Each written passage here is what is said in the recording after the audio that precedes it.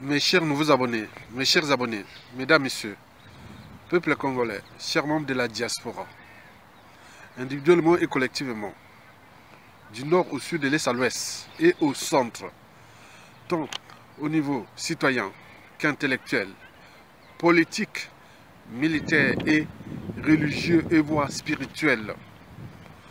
Lorsqu'on a un cerveau, une âme et une conscience, et lorsqu'on observe ou qu'on regarde les 10% du CV anti-citoyen, anti-social, criminogène, criminel, etc. du despote Denis Sassou Nguesso, il y a de quoi devenir fou. Il y a de quoi devenir fou. Et pourquoi? Parce que d'un côté, ça, on ne bouge pas pour le chasser. Et de l'autre côté, il y a des Congolais qui continuent à l'appeler encore président. C'est le paradoxe. Ça inquiète beaucoup de gens. Vous le savez que le despote Denis Sassou Nguesso, c'est un vassal de la France-Afrique, comme au temps de l'esclavage, colonisation, aujourd'hui la France-Afrique, c'est un pion. Regardez ce qui s'est passé pendant l'esclavage et la colonisation, aujourd'hui la France-Afrique, on s'est dit qu'on est en danger. Un vassal, c'est celui qui dit, bon ben, le patron a dit, va voir le patron, va voir Pampin. On ne sait pas les ordres qu'il a reçus de la France-Afrique. C'est un vassal. Au regard de sa mégalomanie, de son cynisme et des niveaux de corruption, on se dit que le vassal là met en danger nous, peuple congolais et notre pays. C'est ce qu'on appelle la haute trahison. Consultez votre juriste, les hommes du droit, les constitutionnalistes. On va vous expliquer qu'est-ce que la haute trahison. La haute trahison, pour moi, c'est quand un chef d'État, qui soit de fait et ou de droit, met en danger la survie d'un peuple et ou d'une nation. C'est le cas du despote Denis Sassou Nguesso. C'est un haut traître de haut niveau. Maintenant, le problème, c'est que bon, ben, pourquoi nous avions laissé faire? Pourquoi on ne réagit pas? Pourquoi on est inerte, impuissant? Même au niveau des armées. Depuis déjà le printemps arabe de 2011, vous avez vu tant au niveau citoyen, la révolte que militaire. Il y a eu des révoltes qui se sont passées, civiles et militaires. Depuis le printemps arabe, en passant par ce qui s'est passé en Afrique de l'Ouest jusqu'au Zimbabwe. Mais nous sommes là, inertes, avec les armées qui jouent aux armées d'opérette et autres, alors que le despote, le vassal en train de mettre en péril l'avenir de ce peuple et de ce pays. Il y a de quoi s'inquiéter. La problématique de cette inquiétude est à la fois anthropologique, citoyenne, politique, intellectuelle, militaire, etc. et patriotique. D'un point de vue anthropologique, soyons logiques. Est-ce que le CV de Sassou là, ce qu'il a fait là, dans notre pays, si ce seraient les Arabes et ou les Blancs, ou même les Asiatiques, cherchez vous-même quelqu'un qui a ce CV là depuis 40 ans. Regardez ce CV de Sassou, les CV criminels de Sassou. Est-ce que cherchez vous-même quelqu'un qui est encore là au pouvoir dès que, au moment où Sassou Nguesso avait pris le pouvoir et jusqu'à nos jours, il fait avec le même CV? Certains ne seraient pas là. Mais pourquoi nous laissons-nous faire? Donc, d'un point de vue anthropologique, c'est-à-dire notre part d'humanité, en ce qui concerne la représentation, la perception et l'imaginaire que nous, Congolais, faisons de la liberté, la dignité et le courage. Mais pourquoi nous encaissons ça? Est-ce que la Libye, il a les moyens de l'État, il a la France-Afrique. Mais et si demain, un autre viendra, donc ça sera pareil. Il aura les moyens de l'État, il aura la France Afrique, il aura tout. C'est pareil. C'est ça l'inquiétude. Pourquoi on ne prend pas les responsabilités de le virer? C'est-à-dire de se révolter tant au niveau civil que militaire. Il y a un souci. D'un point de vue anthropologique, je suis sûr que nous, les Bantous, on a des soucis à se faire au niveau du courage. On peut dire, oui, c'est à cause de... Ils ont des privilèges, ils ont des biens mal acquis, des passe-droits et tout compagnie, ils sont ensemble. Non, ça, ce n'est que la Libye. Oh, c'est la France Afrique, ou parce qu'il a les moyens de l'État haute. Ailleurs, ils ont pris leurs responsabilités. Demandez, regardez ce CV-là, si c'était un blanc, un arabe, un asiatique, un indien et tout. Est-ce qu'il laisserait faire ça? Pourquoi pas? Pourquoi que chez nous, même à l'échelle africaine, ça ne peut pas se passer? C'est les Ouest africains.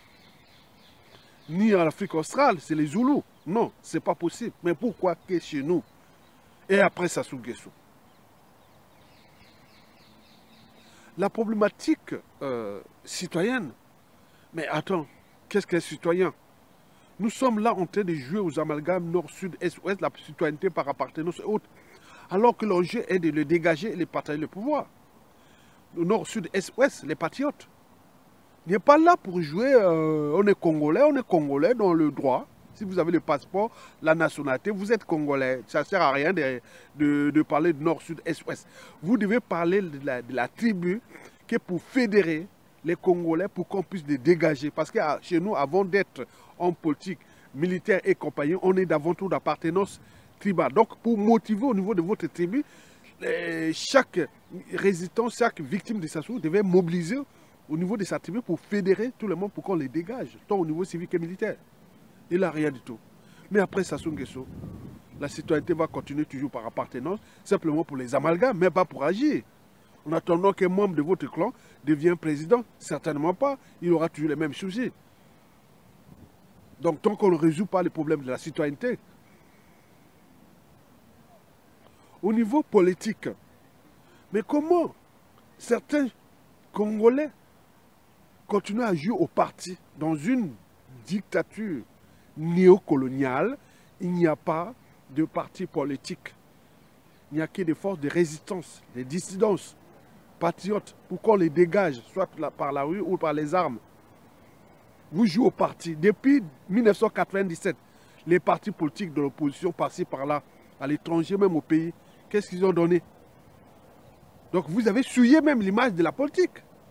Ça ne sert à rien de parler des partis politiques, et qui beaucoup ont créé ces partis-là depuis 25 ans, 27 ans déjà. Beaucoup sont morts, et là, au lieu de passer à l'action directe, c'est-à-dire soit la rue ou les armes, on les dégage, ou par un coup, par des patriotes, comme ça s'est passé partout, et vous êtes encore au jeu des partis.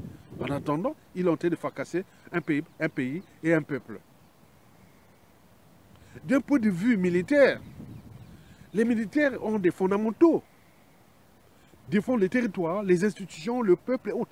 Mais là, rien du tout. En plus, ça essaie d'humilier cette armée. Et donc, quand on se promène, ici, nous, en Occident, on rencontre aussi des militaires venus d'Afrique, d'autres pays. Ils se demandent de votre pays, est-ce qu'il y a des militaires chez vous?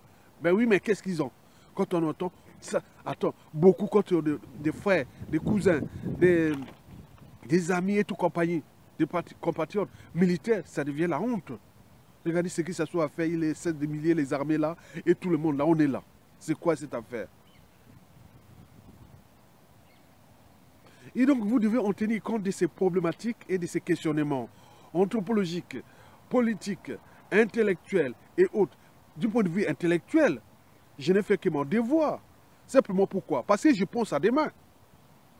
Et que demain, s'il y a un tordu qui vient d'autres régions, un vassal d'autres régions, on dirait que dans la Kivette, malgré que le régime était vraiment criminel, il y a eu des intellectuels de la Kivette, dont Ayatonga, qui est de la même région que les despotes. Il a pris des risques, on cherche à nous éliminer, assassiner. On est passé plusieurs fois à côté de la mort. Et on suivait, maintenant tout le monde comme on suivait le lait sur le feu. Sassou n'est pas seul. Il a les moyens, certes, il a certes les moyens de l'État, il a aussi ses partenaires. Vous savez qu'il gère le budget du Congo. Quand tu as beaucoup d'argent, tu peux acheter les criminels, les assassins partout dans le monde. Et ce qui s'assoit à faire contre beaucoup d'entre nous. Et donc, on éveille les consciences des uns des autres, on fait attention. Mesdames, Messieurs, peuple congolais, on fait comment pour les chasser avant qu'il soit trop tard? Puisqu'il est déjà trop tard, il va nous laisser qu'il y ait des merdes. Mais la faute à qui? Et après, sur celui qui viendra, avec cette anthropologie-là, on laisse faire, avec cette citoyenneté-là, avec ces hommes politiques-là, avec ces intellectuels-là. Et si un autre viendra s'acharner contre les Sassou Nguesso, qui dira que voilà, il faut les défendre?